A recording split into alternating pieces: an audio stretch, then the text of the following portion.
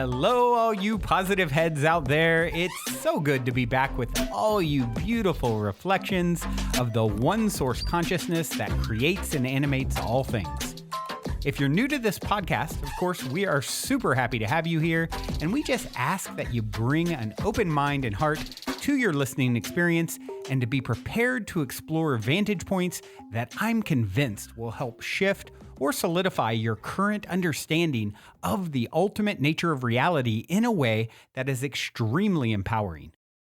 Speaking of exploring powerful perspectives, I'm super excited to announce the release of my very first book, The Golden Key: Modern Alchemy to Unlock Infinite Abundance.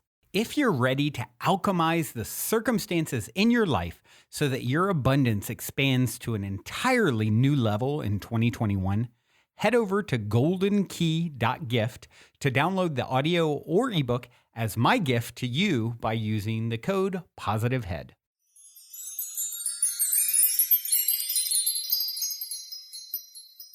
All right, all you positive heads. On this week's Soul Share episode, I'm very excited to have RJ Spina here with me on the show. RJ is a metaphysical teacher, healer, and author of the new book, Supercharged Self Healing, where he shares the techniques he implemented to heal himself from permanent chest down paralysis. Hello, RJ. Welcome to the show, my friend. Hi, Brandon. It's very nice to be here. Thank you for having me. Yeah, very much looking forward to this. And I would like to start with my opening cliche question. It is this. You're in an elevator. The woman next to you looks over, says, "What's your passion?" You got 10 floors to answer. What do you say? Helping people achieve self-healing and authentic self-realization. Perfect. 9 floors to go, but you summed it up nicely. As the listeners know, I'm such a nerd for story time and synchronicity stories and so forth. And I know you've probably got many up your sleeve we'll ask towards the end, but I'm going to share mine right up front, which is my mother fell a couple weeks ago and broke her hip. And, this is something that was a death sentence 20 years ago for someone in their 70s. And so, needless to say, family's super concerned and, wanting to see her make a full recovery. So right after it happened, I receive, Sarah, who you work with, reaches out, sends me your brand new book. And I receive it and I'm just like, Supercharged Self Healing, how to tap into the field essentially and heal yourself. Here's how I healed myself from permanent chest down paralysis and even and more. That was just one of the diagnoses that you had, which makes, a broken hip probably look like a walk in the park. So I was just so excited to see and feel like, how perfect the timing. It was like within, days of it happening. And so I actually started, oftentimes I'll have people on and I'm very transparent about, look, I do 5 episodes a week. I have a lot on my plate. A lot of times I'll receive books and I don't have the chance to read them before, I have the guest on. And I'm like, okay, well, this is my way to get the download directly. And in your case, I've literally been sitting with my mom and reading your book and be like, Mom, you're going to hear this, And so your story is really something. And, maybe that's a great place to start is just, giving the context, the backstory, how you got here. Sure. Yeah. And I'm really happy to hear that you're reading the book to your mom. And if she ever has any questions, please just have her email me. I'm happy to answer questions. Oh, that's so gracious of you. No problem. Well, Brandon, let's give it some real context in the sense that as a very little kid, I used to, without effort, certainly without training, and really not knowing what I was doing intellectually speaking, I would do what we now call astral project or leave my body. So I really had no identification, and frankly, I still don't, no identification with being human. And human is just a suit. That's all it is. It's a form factor. It's a suit. So as a kid, I would naturally, literally, I would just lie down, and as I would get a little tired, like I was going to go to sleep, and all of a sudden, I was literally standing right next to my body, or I was on the ceiling, or all of a sudden I was on the roof. Wow. And so I realized that this was just normal for me. And again, I wasn't trying to do anything, Brandon. It just Yeah. literally would happen. So from the very beginning, I was always like this. And I also found out from the very beginning, as pure spirit, which is what we all are, Hmm. that I could go anywhere in terms of my spirit, and I would.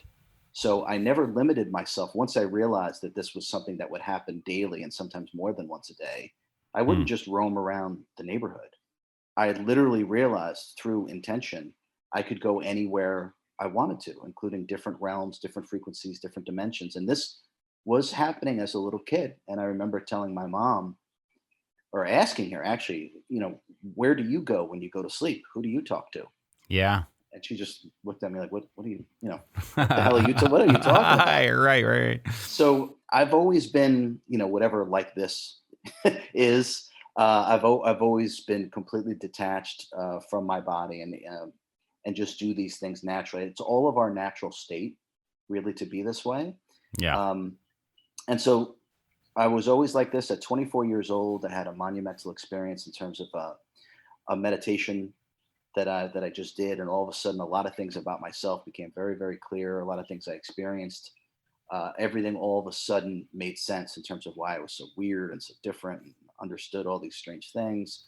And so, really, since 24, which now I'm going to date myself, that was 26 years ago, Mm. uh, I've finally developed, I would say, an intellect to the point where I can deconstruct and explain what Mm. it is that I was doing naturally. The healing ability or talent, or it's really a muscle memory, um, didn't come online, even though I used to say as a kid, if I ever get sick, I'll just heal myself, which Mm. is crazy to say, but I think it just points to that this was something that was within me, that was meant to be, and that it's a remembering, like I said, a muscle memory.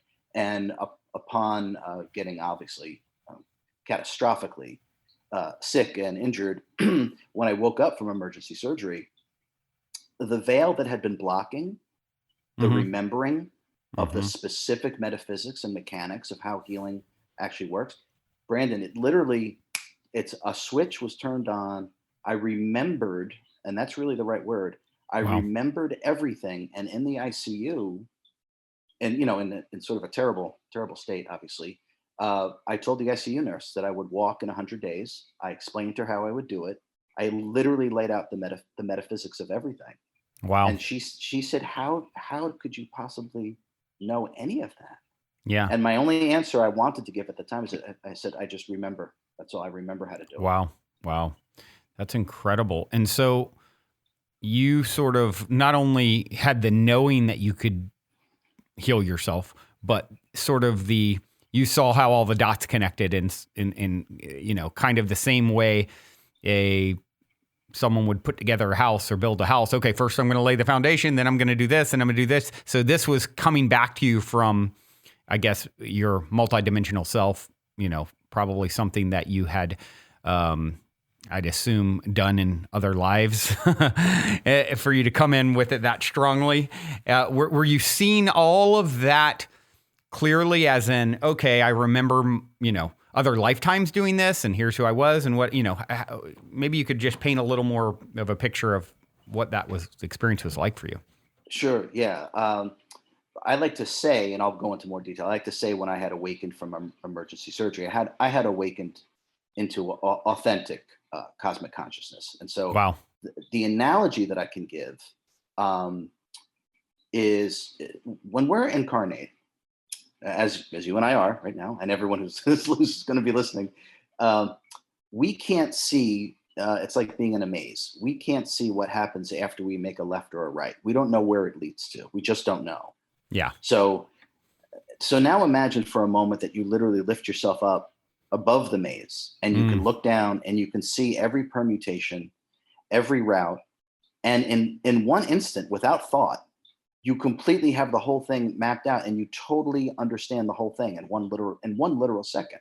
Wow. So that's the analogy that I use, because Brandon, it really was all of a sudden I remembered everything, because I knew I could, and I even said those strange things as a kid. If I get sick, I'll just heal myself. But Yeah. in that moment, I saw, understood, it was tangible. There was no doubt. There was no question. There was no wondering. There was no figuring out. There was nothing like that. And that was a good analogy you used about the house. It's like the blueprint was done. Yeah. And now it's just like, let's go build it. Wow. What an intense experience to be on one hand laying there, your body broken, and on another, your consciousness completely expanded. And you know, it's like this part of yourself is deteriorated. This part of yourself has completely, you know, expanded into more. Wow. Yeah, Must have been intense. yeah, that juxtaposition, Brandon, I think that's for me, the most amazing part of it, because I was literally physically incapable of doing anything. There was not a single thing I could do. My body didn't work. I couldn't feel it. And it wasn't even just paralysis. There was a multitude of things that was going on. To experience that kind of frailty and vulnerableness physically, juxtaposed with literally authentic cosmic consciousness, is the most amazing experience I think is absolutely possible, because this kind of understanding and experience, believe it or not, doesn't even happen upon our physical demise, this state of consciousness I was in. And yet I was trapped in a body that completely didn't work. Yeah. So it was absolutely fascinating, to say the least. Wow. How may I ask how the handicap, how did you harm yourself? Was it like a car wreck or something like that? Or No, I had gotten an infection. It was sepsis. That's right. I did see that in the book, I think. Yeah, septic shock. No one really has the exact source point of that.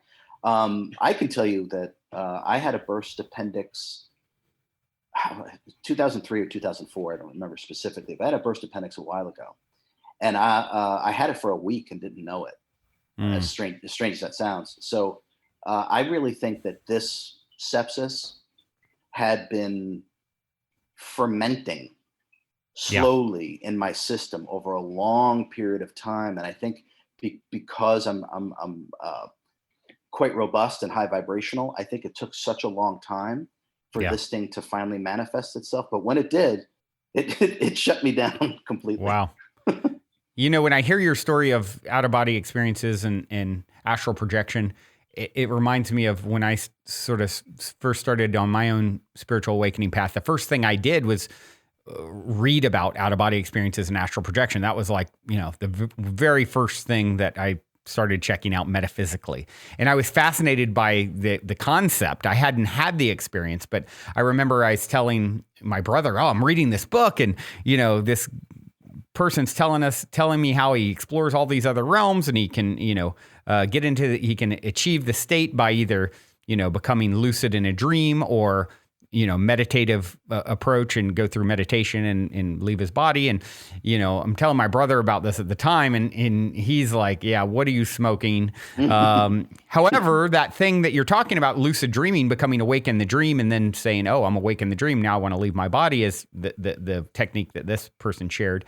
He's like, I do know what you're talking about with that. I used to, as a kid, become lucid in my dream and, be awake, and even then realize I was actually laying in bed and conscious. And so by talking about it, but he's kind of making fun of me that I even believe this, but by talking about lucid dreaming, it triggered for him to have lucid dream. He hadn't had them since he was a child. So he went from one day making fun of me that I would even believe such a thing is possible, to the next day looking like he'd seen a ghost, like, oh my gosh, we talked about this out of body thing yesterday.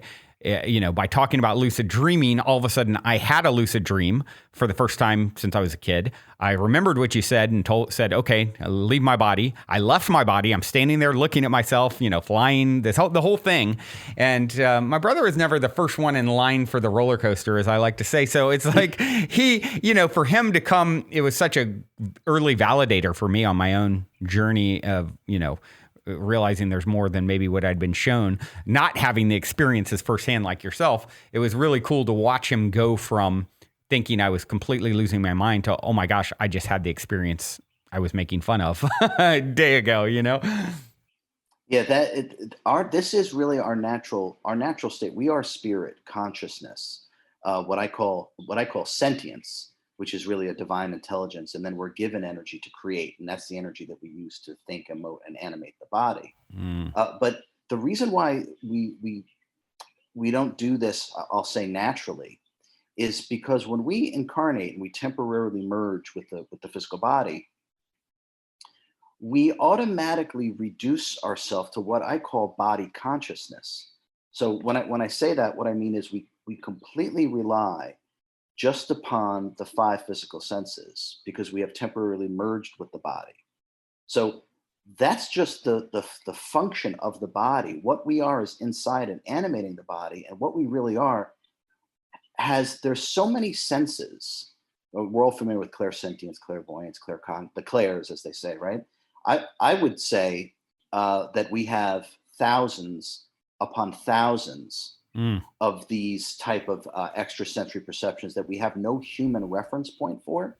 Yeah. So when we disassociate from the body, and this is really all we have to do, when we start to disassociate from the body, your higher intuitive functions, because they're part of what you really are, they naturally come online because now you're no longer identifying with the body. So the book lays out certain meditations to do that'll take you way beyond ordinary meditation. And authentic meditation should annihilate the very idea that you're merely human. Mm. So the leaving of the body or the experiencing different frequencies, different realities, different dimensions, this is our natural state.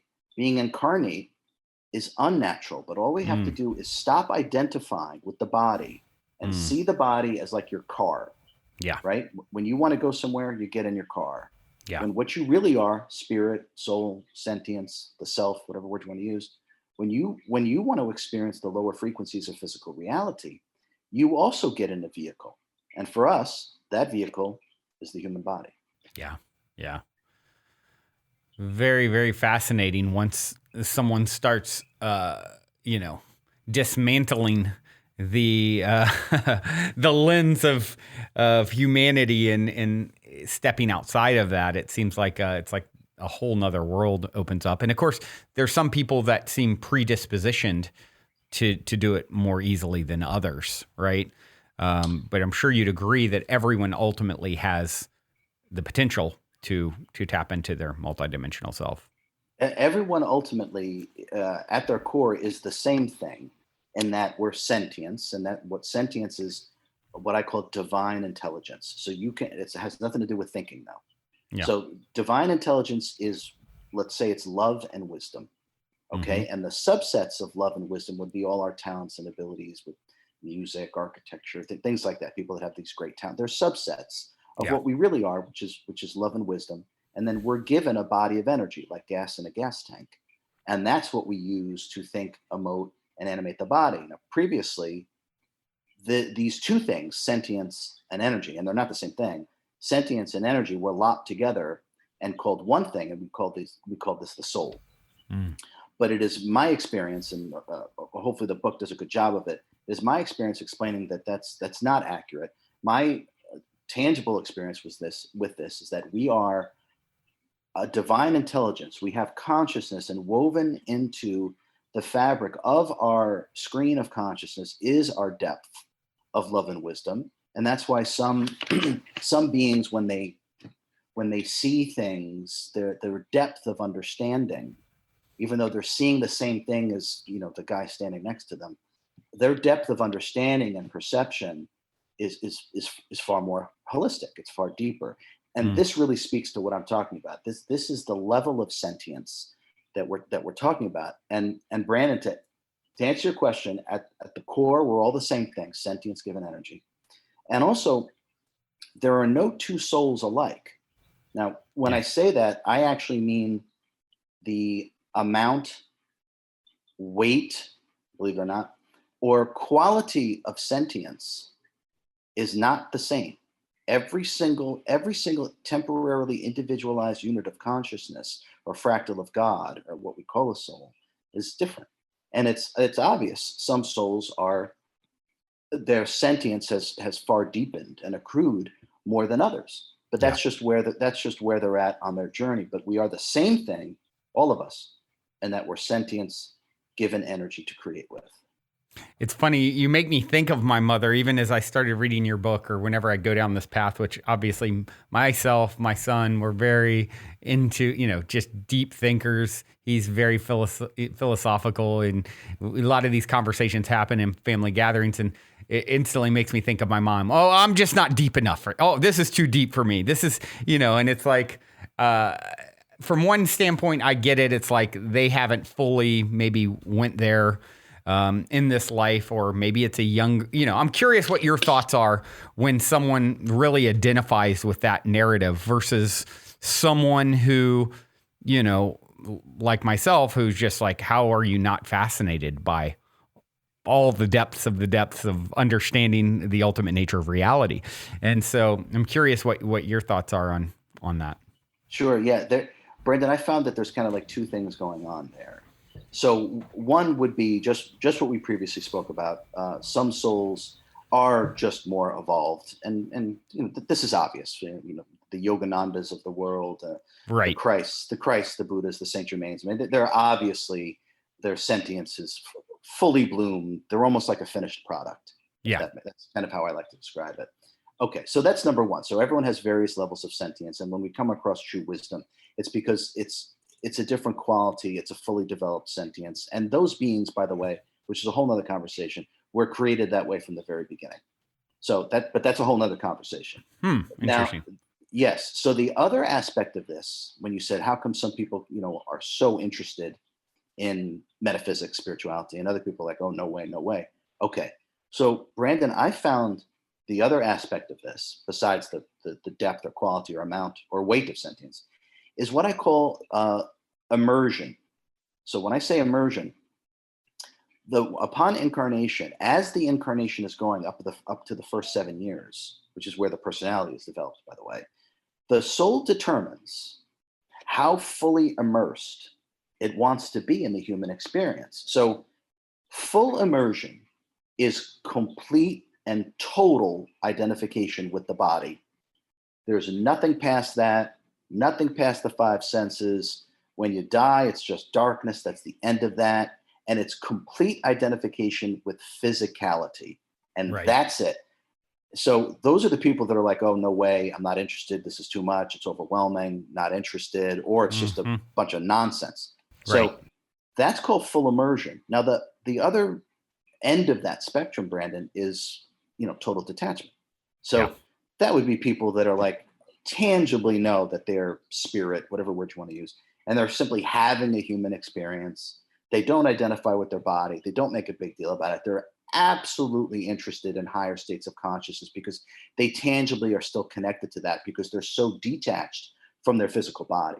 Yeah. So, and the gradient between full immersion, where I am the body, and total detachment, I am spirit, there's an endless amount of gradients in there.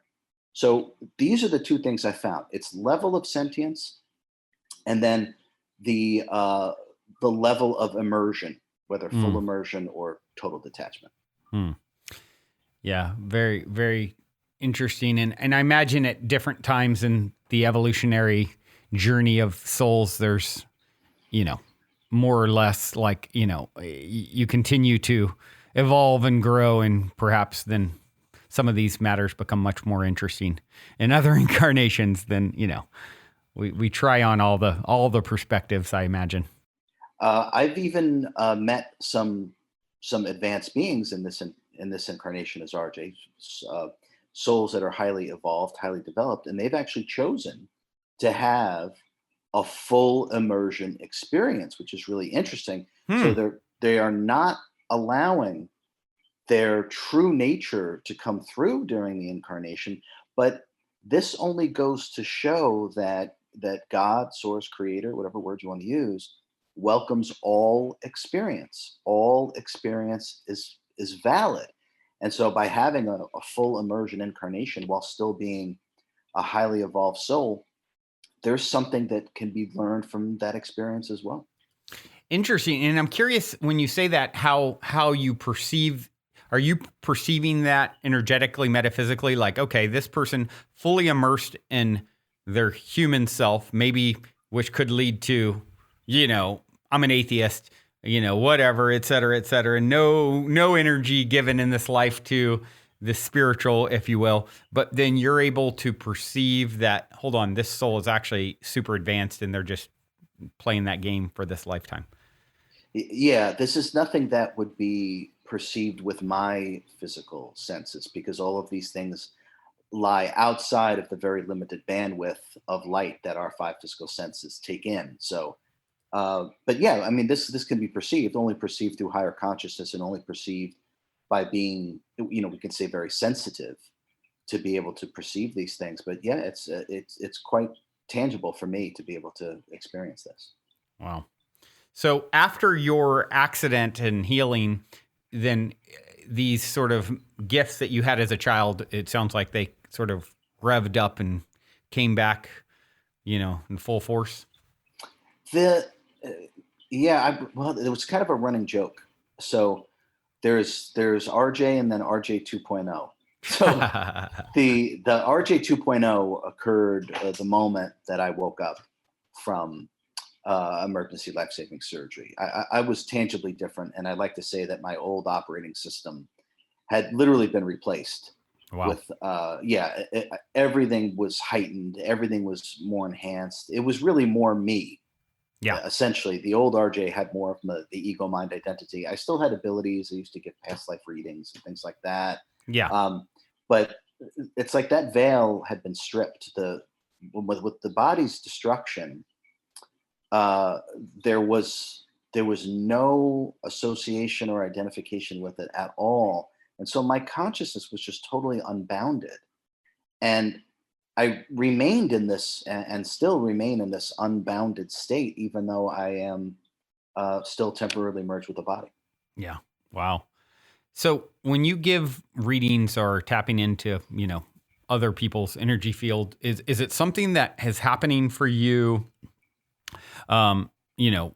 sporadically? Is it something that you have to consciously choose? Like, you know what I mean? Do you ever talking to someone like we're talking and all of a sudden you start getting past life information about them or perceiving something metaphysically around them? Or is it always something that I'm consciously going in, so to speak? Yeah, it's a good question. So it just has to do with what my focus is on, I would say. If I'm working with someone, they've sought me out for help in some way, then my intention and focus we'll say broader, and so I'll allow all of that to come in. It's kind of like I'll turn the volume up, Yeah. as an analogy. Yeah. But if I don't do that, there's information that I get, but it wouldn't necessarily be ultra specific, Mm-hmm. as opposed to when I would tune in, and then it can be ultra specific. Got it. Yeah, one of the things that I think is really interesting, we talked about briefly before we started recording, in my book, The Golden Key, I talk about how fascinating I find it when names are sort of encoded with something about the person's physical life experience. Like I feel like part of my journey is really being a friend to people and sort of that friendly personality, helping a lot of people walk over the bridge of awareness into understanding their true self. And you break my last name down and it's be a chum, be a friend, or, I give a bunch of examples of this in the book, some funny ones as well. And so, your last name, Spina, actually means spine, you were saying, right? Which, of course, that's where you had all of your supercharged self-healing came from, an issue with the spine, right? How funny. Yeah, I mean, all of these things are planned. We just don't have access to our original life plan or our blueprint. Yeah. We can gain it. It is possible to gain access to these things through much higher states of consciousness. So it is possible. But when I say that everything is mapped out, I really mean it. Everything is mapped out. The details are all there. It is the furthest thing from coincidence, because coincidences don't actually exist. Yeah. That my last name is Spina. This is well planned out by me to, in this incarnation, to become paralyzed, to overcome it, transcend it, provide the actual proof of this through MRIs and surgical notes and all these kind of things, and then to be able to teach humanity the step-by-step process of how healing actually works. It was all mapped out. Yeah. Incredible, incredible. And, and maybe now would be a good time to talk a little bit about, the process of healing ourselves and, what those listening, I'm sure there's many listening who have some level of sickness or maybe will in the future and they'll remember this.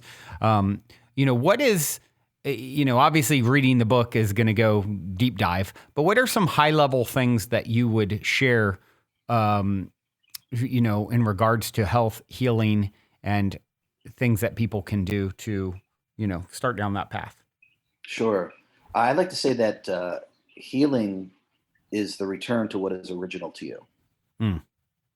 So what is original to you is harmony, perfection, divinity, vitality, freedom. Okay? That is what is original to all of us. And now just for a quick second, take a look at our lives. Are we leading our lives in accordance with those things I just said? No. Yeah. Okay. So why does that happen? What is the mechanism that puts us into disharmony? The mechanism is incarnation, and through incarnation we develop what I call the ego mind identity. So the ego mind identity is the human character that we create for ourselves, and it's a limitation program that runs by thinking.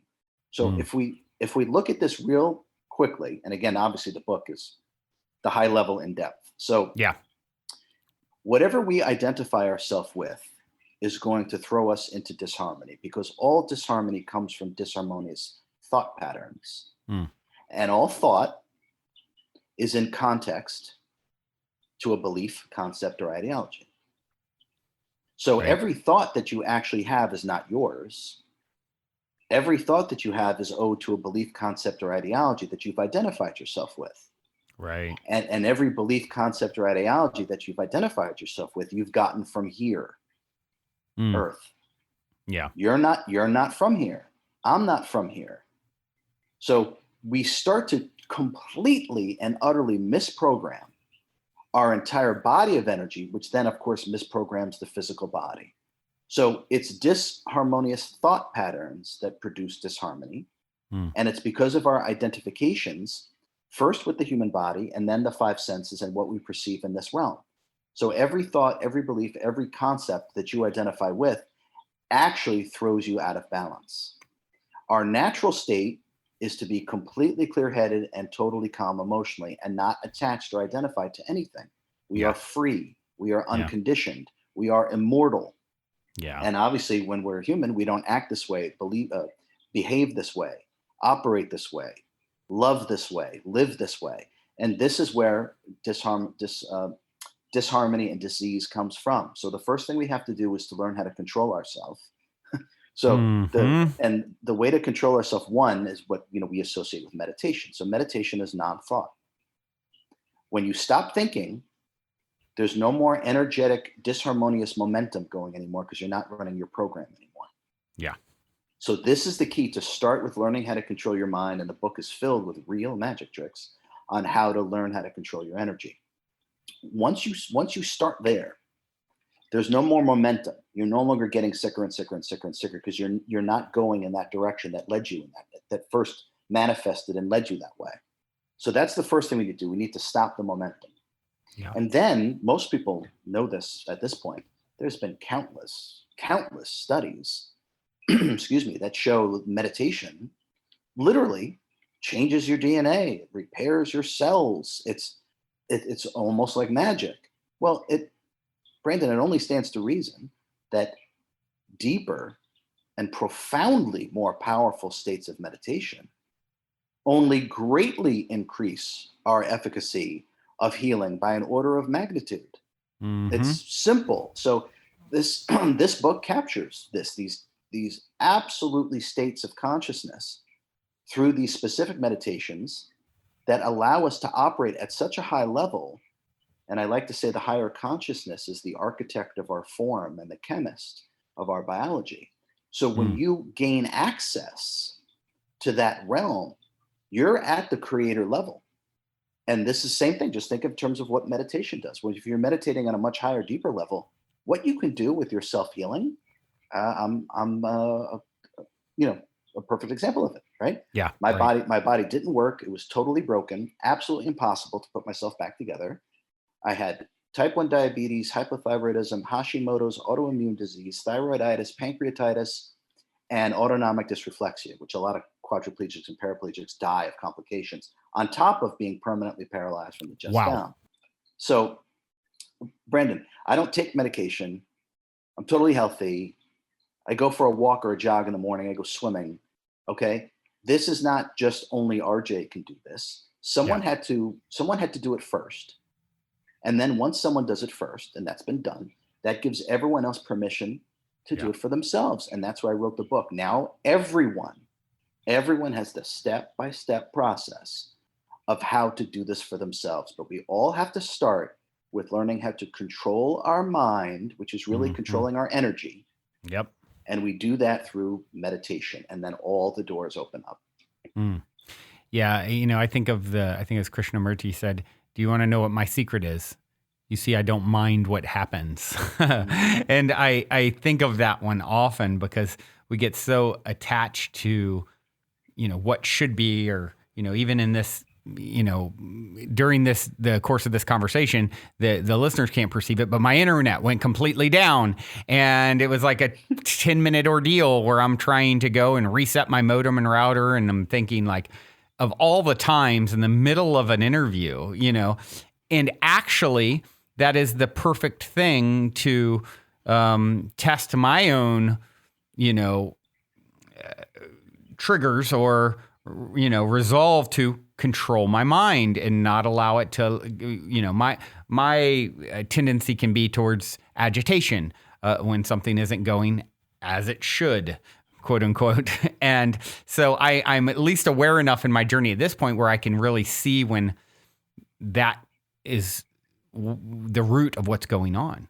And then I'll see myself, oh, you're doing wow, you would have done way worse in your reactivity, at one point in the past. And so just seeing, like you said it really well, learning how to control your energy, control, not allowing yourself to get into that state, and not minding what happens and trusting what happens, right? Yeah, this exactly. So we can use a quick analogy that I find is helpful for people. So when we're caught up in a movie, TV show, movie, whatever, when we're caught up in a movie, right? We then experience what goes on in the movie because we're identifying with what's going on. Okay. Yeah. Now I want us to look at this metaphysically, what's really going on. Okay. So when we're caught up in a movie, what this really means is we're using our energy, right? And attention is energy. So if we're giving something attention, we're giving it energy. And when we identify with what is going on, we're literally connecting ourselves energetically, literally connecting ourselves to what is going on the screen. And therefore, whatever is going on the screen, because we're connected to, we then go for the ride because energetically our energy is attached to it. So what this means is we no longer have control over ourselves. Whatever goes on the screen has control over us. Scary movie, we get scared, the thrills, the chills, etc. We don't have control over that. We've abdicated control with our energy by attaching it to whatever's going on the screen. Okay. So if we feel like our life is out of control, or we don't have control over our energy, or ultimate control over our energy, which is everyone's destiny, all we have to do is pretend that everything is a boring movie. Which I know sounds funny, but metaphysically, what happens when it's a boring movie. We all know what it's like to watch a boring movie. Just kind of sit there and we're like, I don't care. I don't care what happens. I have no vested interest. Now, metaphysically, that energy that was attached during the movie you got caught up in, when it's boring, guess what happens? That energy actually returns to you. Interesting. So it's through detachment that we gain our energy and our power back. This is the first step in learning how to, for any achievement, whether it's unparalyzing yourself or your business or your relationship, or you want to write a book. It doesn't matter what it is. Yep. You have to have all of your energy in order to do this. And the way to do this is just like you said with Krishnamurti, is to say, I just let it happen. Bring your energy back to you through detachment. You will become more powerful than you can possibly imagine. I love that, analogy of consider it a boring movie. It's because everyone can relate to that. And Mhm.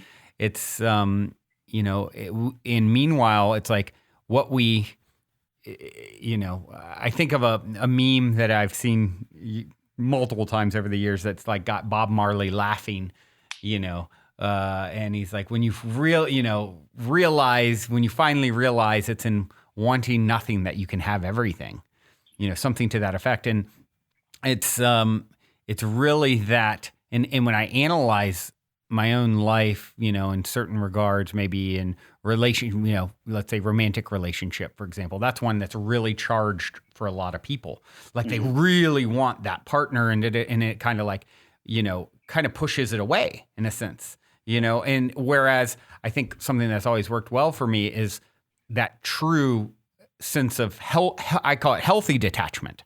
Like I don't need this to be fulfilled or satisfied, or, yes, I may desire something or want something with a very healthy sense of detachment.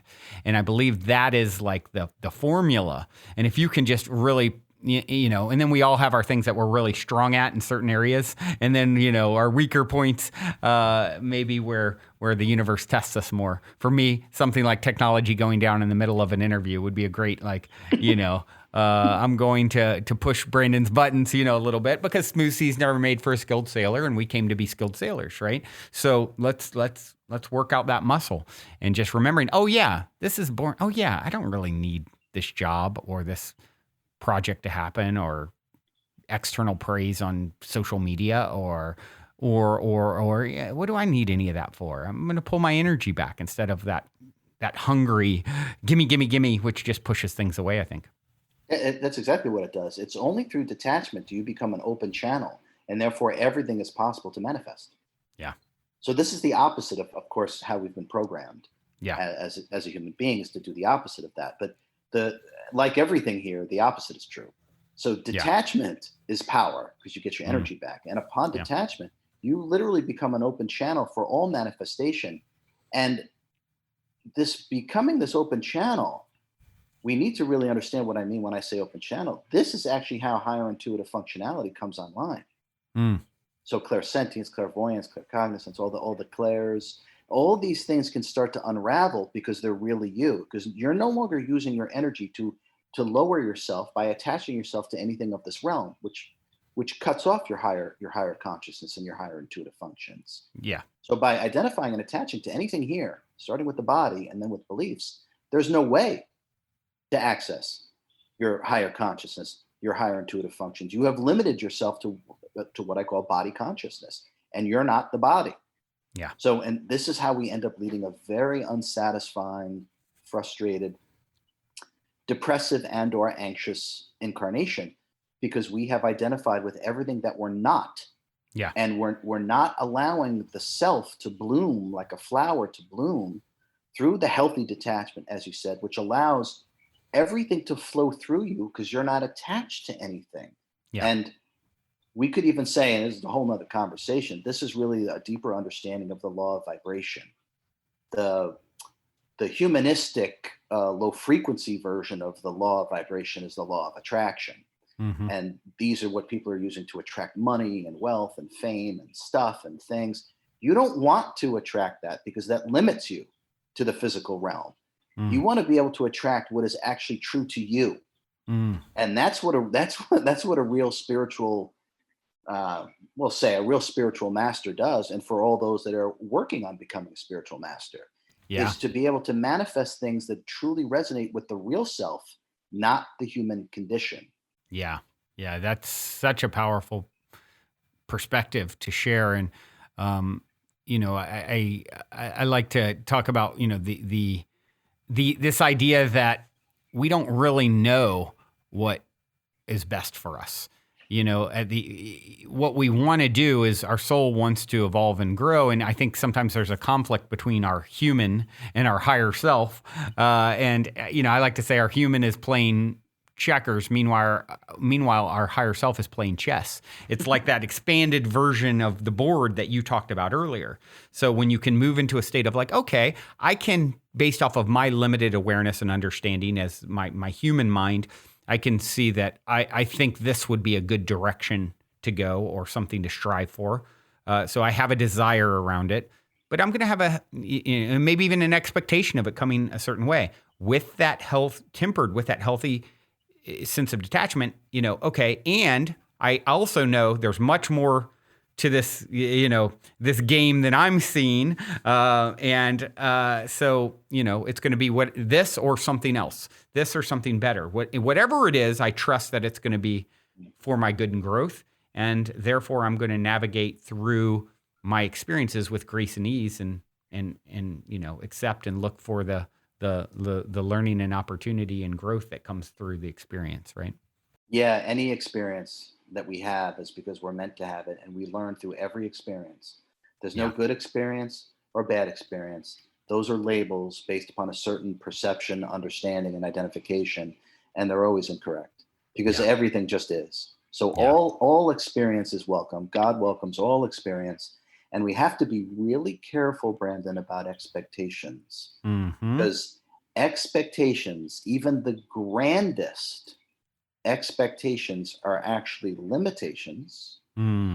Because if we are expecting something, even if it's big, what we're now doing is we are looking for it to come in a certain way, in a certain form, at a certain time, which then limits the availability for this thing to manifest in the myriad of other ways that it can actually happen. Because now we have an expectation that it has to come like this, or it has to look like this, or it has to be this, or it has to be that. So the biggest expectations are actually limitations. Yeah. And expectations are identifications. And all identifications are what cause actual suffering. So we have to be really careful about expectations. What we really want to do is harness desire and intention and leave expectations behind. Interesting. Very, very interesting perspective. So as we sort of wind down here, I would love to take a moment and switch to story time. I love a good story. The listeners love a good story of synchronicity, serendipity, positive paranormal story. I got to think that you have, your story in general, your life story sort of qualifies, so I'm willing to let you off the hook.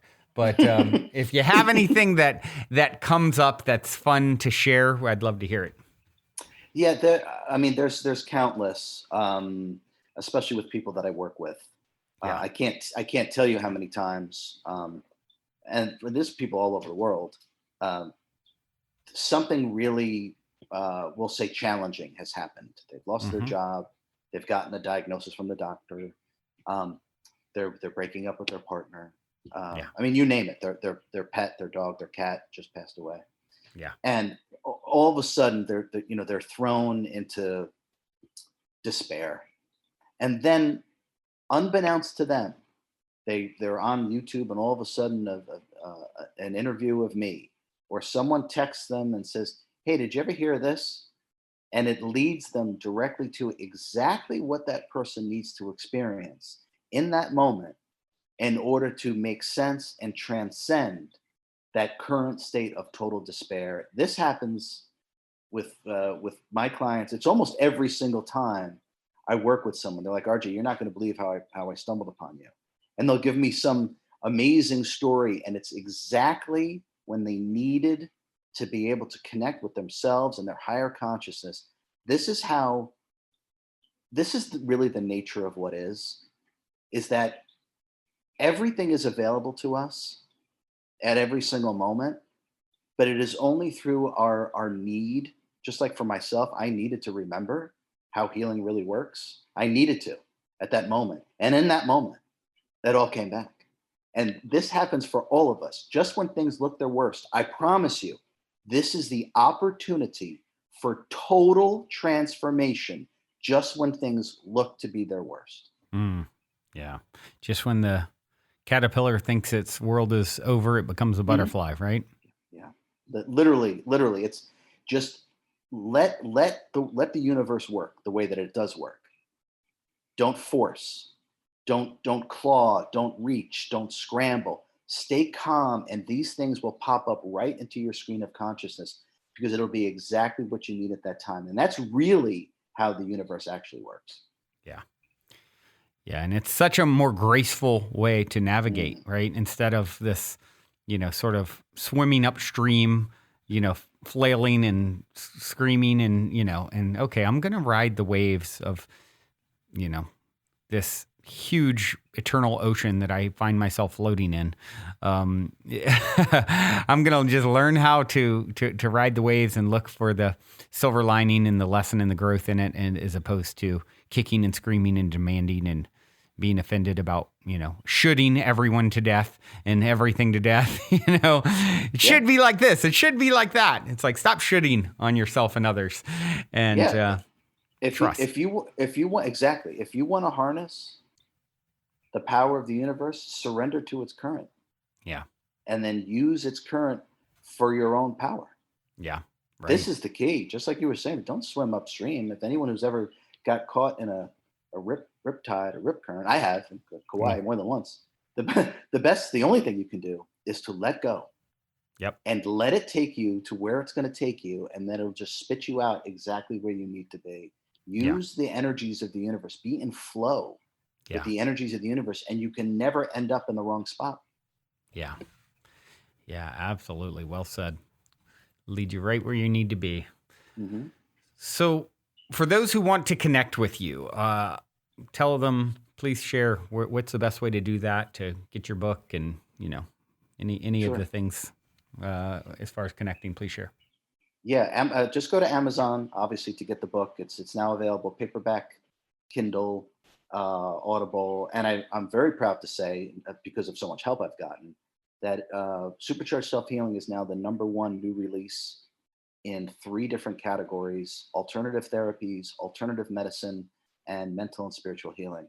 So please do yourself a favor and get yourself a copy because it's going to change everything for you. If you want to work with me directly, take a course, take a class, have a session, get a healing from me, just go to ascendthefrequencies.com, ascendthefrequencies.com. Oddly enough, my email is rj at ascendthefrequencies.com. And if you want a free guide to some real magic tricks, and I mean that sincerely, some real magic tricks that instantly dissolve stress and anxiety, and they work in seconds, just go to superchargedselfhealing.com and just put in your name and your email, and you will get a free guide to authentic magic tricks that work instantly to dissolve stress and anxiety. Beautiful, beautiful. Well, what a fascinating discussion with you, RJ. I so appreciate you and the journey that you signed up for so that we could all learn and grow from it. It's been such an honor. I do have one final question for you, Mhm. and it is this: in 60 seconds or less, what is the meaning of life according to RJ Spina? The meaning of life is to know thyself, and the self is love and wisdom. The self is whole and complete. It is a direct fractal of God. What you are at your core absolutely lacks nothing. It wants nothing. It needs nothing. You are simply here to realize and experience the majesty, the awe, and the freedom of what you really are. And self mastery is to be able to do what I just said, to know thyself in totality, no matter where you are in the multiverse. That is true self mastery. And the hardest place to do it is where you and I are right now, which is the lowest frequencies of the physical universe. You didn't come here to know about beliefs, concepts, or ideologies. You've only been conditioned to do so. You came here to experience your own love, your own wisdom, your own compassion, and then to share it endlessly. Beautifully, beautifully said. Love all of that. And yeah, thank you again for taking the time to connect and share and all that you do. And it's my pleasure. Thank you, Brandon. My pleasure. Yeah, absolutely. And all of you out there listening, thank you for tuning your beautiful brainwaves and incredible hearts into another episode. Until next time, journey well, everyone. Also, before we sign off, I wanted to remind you to download the Golden Key audio or ebook as my free gift to you at goldenkey.gift using the Golden Key code POSITIVEHEAD. And please, if you enjoy my gift, leave a positive review on Amazon so others can find the book and unlock their lives with the help of the Golden Key as well.